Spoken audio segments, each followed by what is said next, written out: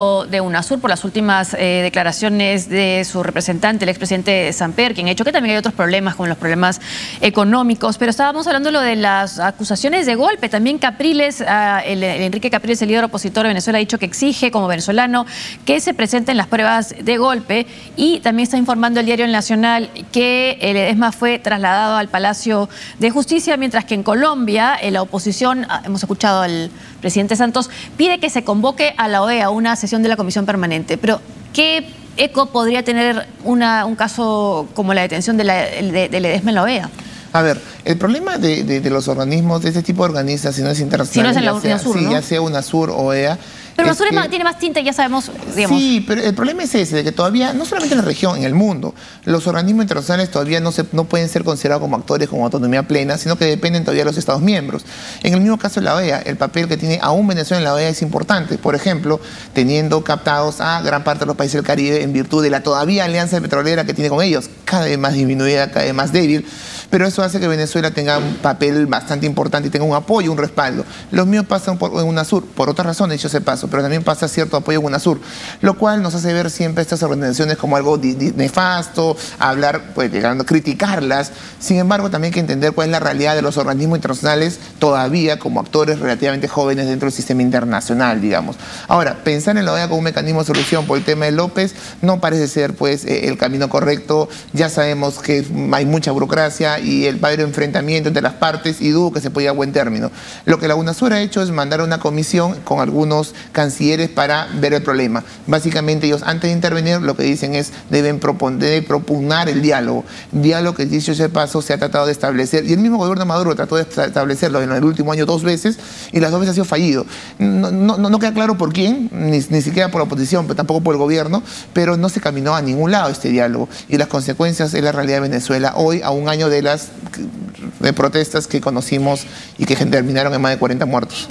Cuando tomó preso Leopoldo López, ha pasado un año, Maduro sigue en el poder. ¿Crees que esta detención del alcalde Ledesma sí pueda significar un cambio, un giro en la situación de Venezuela? Por ejemplo, vemos reacciones dentro de partidos que pueden ser afines. En el Partido Socialista en Chile, la presidenta del Senado, Isabel Allende, ha dicho que el Ejecutivo chileno debe pronunciarse. ¿Crees que ya ha pasado un límite este tipo de acción?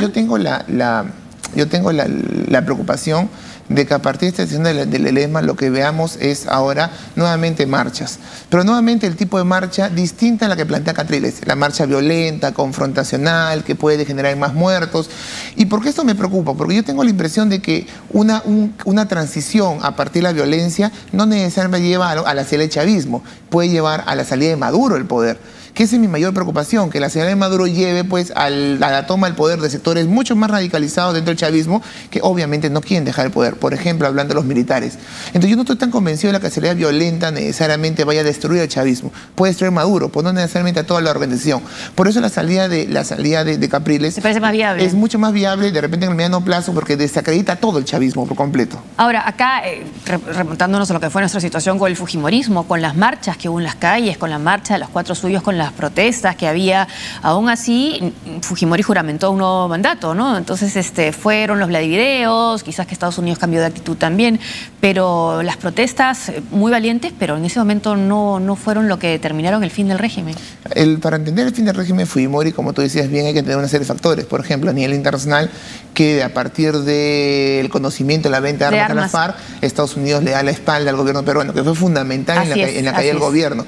Algo que hasta ese momento todavía el Perú era el segundo principal receptor de ayuda de Latinoamérica, de Estados Unidos. Y venía el SAR antidrogas, ¿no? Exacto. En el caso venezolano, pues, acordémonos que todavía Maduro, a pesar de la condición, cuenta con un apoyo popular muy importante, en tanto un sistema de subsidio muy fuerte, y además cuenta con el apoyo de las Fuerzas Armadas, con un sistema represivo mucho más fuerte, con intereses de usar el sistema represivo, y además con milicias urbanas que de alguna manera le dan fuerza dentro de la sociedad.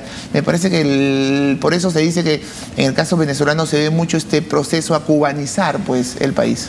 Y se había reunido con Fidel Castro y Raúl Castro hacía pocos días, el presidente Nicolás Maduro. Vamos a la Argentina. La ex esposa del fiscal Alberto Nisman ha dicho que el fiscal no tenía motivos para suicidarse, por lo tanto descarta esa hipótesis en su muerte aún no aclarada. Doctora. La ex mujer del fiscal argentino Alberto Nisman y querellante en la causa que investiga su muerte, Sandra Arroyo Salgado, aseguró en una entrevista radial que su ex marido no tenía motivos para suicidarse.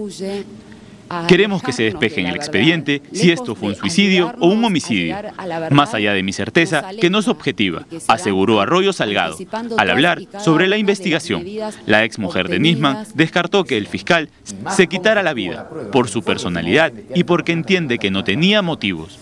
Arroyo Salgado participó este miércoles en la multitudinaria Marcha del Silencio, celebrada en el centro de Buenos Aires, y destacó su emoción ante la gran afluencia de cerca de 500.000 personas, según la Policía Metropolitana. La magistrada, querellante en representación de sus hijas, rechazó emitir juicio sobre la investigación en curso por la muerte de Nisman, aunque reiteró la necesidad de que un veedor de la Comisión Interamericana de Derechos Humanos garantice la imparcialidad en la causa. Por su parte, más de 3 horas estuvo Natalia Fernández cara a cara con la fiscal Viviana Fein, luego de haber realizado serias denuncias respecto de la forma en que se realizó la inspección en el departamento del fiscal Alberto Nisman, con varias irregularidades que rápidamente fueron negadas tanto por la propia Fein como por el secretario de Seguridad, Sergio Berni. Fernández declaró ante la fiscal Fein y ratificó todo lo dicho, según las palabras del defensor de la joven, y reconoció que si en su momento la testigo decidió hablar ante los medios fue para exponerse, ya que era una manera de protegerse. La misma mañana en que fue publicada la entrevista, la fiscal de la causa, Viviana Fein, desmintió rotundamente las declaraciones de la testigo y dijo estar indignada y desbordada por todo lo que manifestó. Esta persona está mintiendo, todo lo que ha dicho no existe. Voy a evaluar con la jueza esto y tendrá que hacerse cargo. La investigación de Fein, que un mes después de la muerte de Nisman no ha logrado avances significativos en el proceso, ha sido cuestionada por quienes piensan que el caso no ha tomado un rumbo hacia el esclarecimiento de si Alberto Nisman se suicidó o lo asesinaron.